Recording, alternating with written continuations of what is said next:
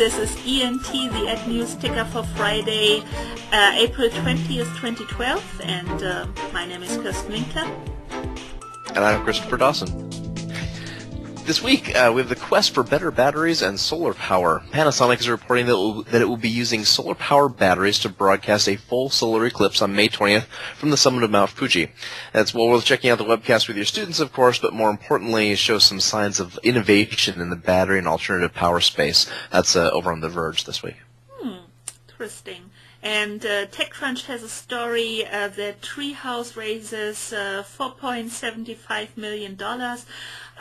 They are a web design and development community, and they just secured this funding from Chamas Palihapitias Social Plus Capital Partnership and the Greylark Discovery Fund.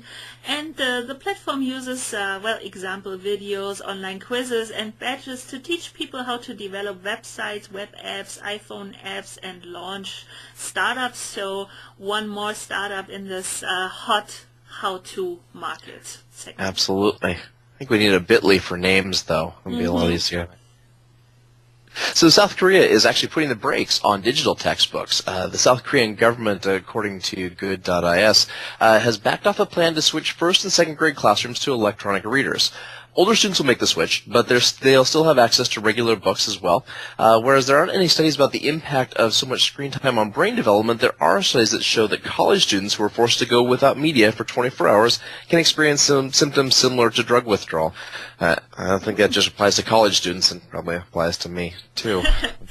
It only goes up with age, probably. Most likely.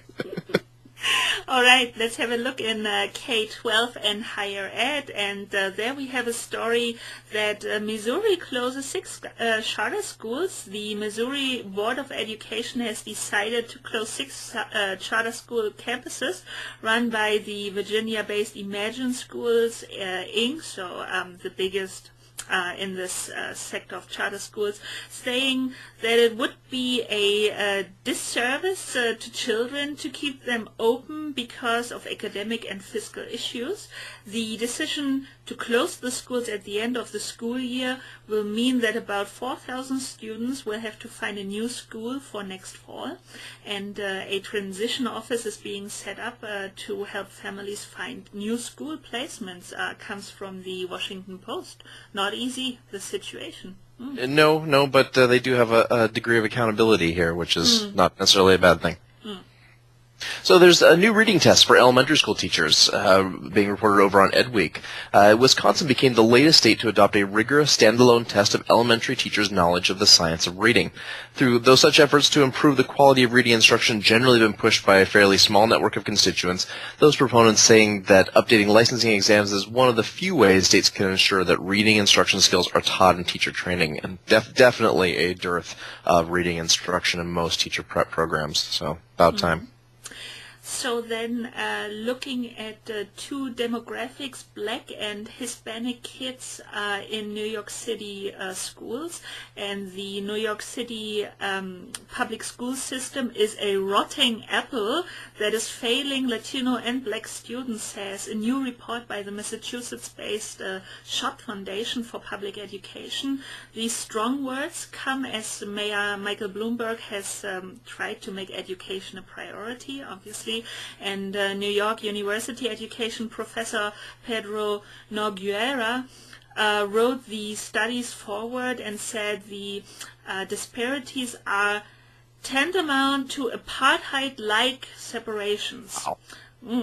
The foundation concluded Black or Hispanic students are 4 times as likely as Asian or white students to be enrolled in one of the city's lowest performing high schools. Students from low-income families also have little chance of being tested or gifted and talented programs. Very strong words indeed. But the situation seems to suggest that, there must be done something also for these groups of students, yeah.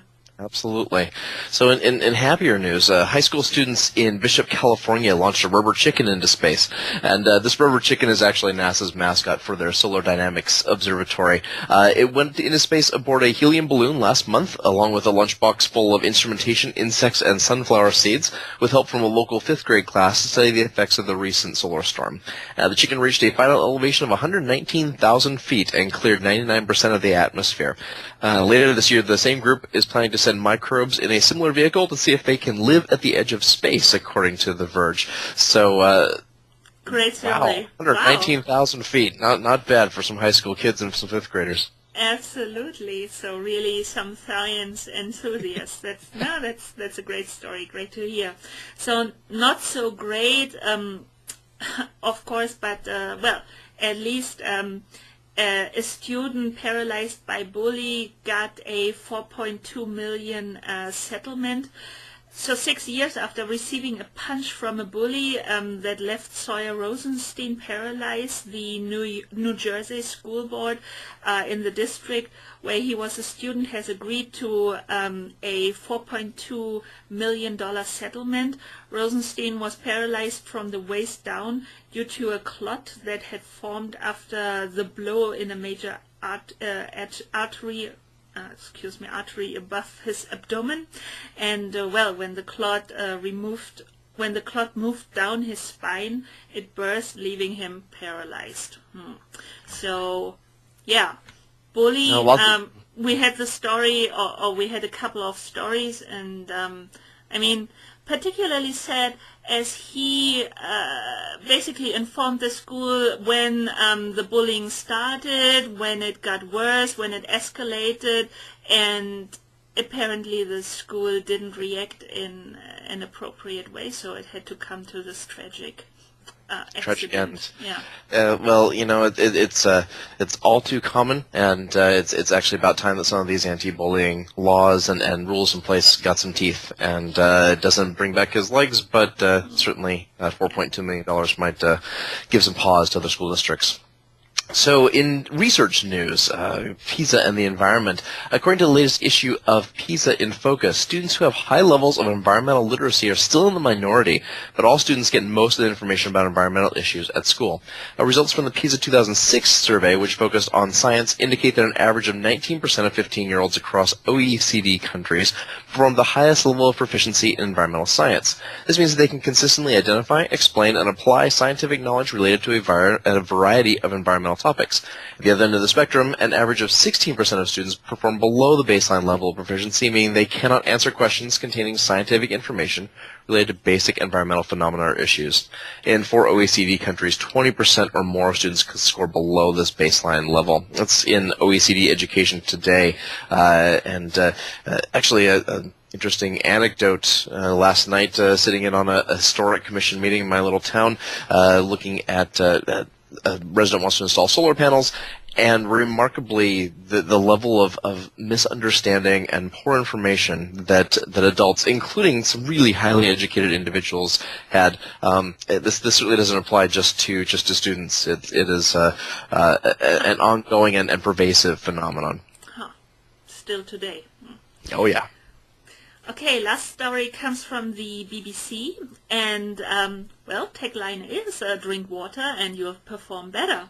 So, controlling for ability from previous coursework results, researchers found that those with water scored an average 5% higher than those without. The story from the universities of East London and Westminster also noted that older students were more likely to bring water to exam halls, and it says the findings have implications for exam policies on access to drinks. So let your students drink, and they'll perform that includes better. Coffee as well. That includes also the presenters of this episode. And that closes this episode of ENT. You'll find all the links to the articles we covered on EduQuest. Just go to eduquest.com/ENT3. That's the number 3. And also follow Ed News Ticker on Twitter @EdNewsTicker to stay updated during the week. ENT will be back on Wednesday. Until then, have a great weekend, everyone.